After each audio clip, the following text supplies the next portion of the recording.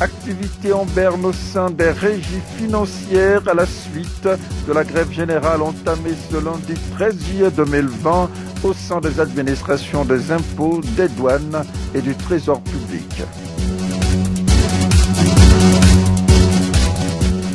Du plomb dans l'aile de l'économie gabonaise après l'entrée en grève générale ce lundi 13 janvier 2020 des syndicats des personnels des impôts, des douanes et du trésor public. Reportage.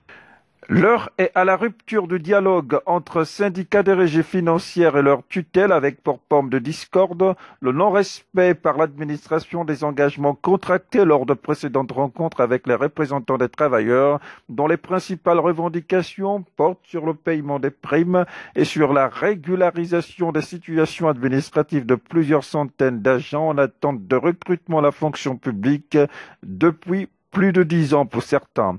Le président de la Fédération des collecteurs des régies financières, Sylvain Ambinda. Il vous souviendra que le 20 mai 2020, nous avons tenu un point de presse où nous avons manifesté notre mécontentement face au silence méprisant et au comportement un peu pathétique du gouvernement envers les régies financières. Ça n'est suivi une communication outrancière du ministère de l'économie et des finances sur les paiements des primes, comme si c'était le point crucial de nos revendications. Le gouvernement ne tient pas à respecter ses engagements. Mais il ne s'agit plus ici de parler rien que de primes. Nous parlons des collègues dont les situations administratives ne sont pas régularisées.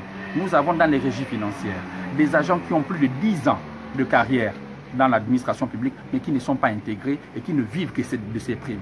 Lorsque la prime, nous sommes aujourd'hui le 13, ne vient pas, vous demandez le rendement à un tel agent, que fera-t-il?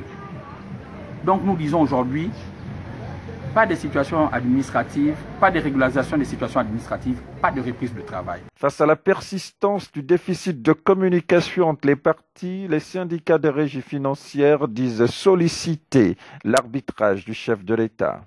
Nous disons aujourd'hui que le centre des décisions, c'est désormais la présidence de la République. Pourquoi nous le disons? Le ministre de l'économie et des finances ne nous dit rien de probable. Lorsque nous avons été reçus par le Premier ministre, chef du gouvernement, rien n'a été fait au sortir de cette réunion, bien que ce dernier ait pris des décisions. Donc la décision finale, c'est la présidence de la République.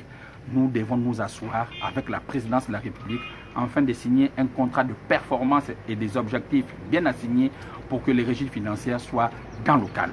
La non-prise en compte des mesures barrières dans le cadre de la riposte au coronavirus se greffe aux préoccupations contenues dans leur cahier de revendications.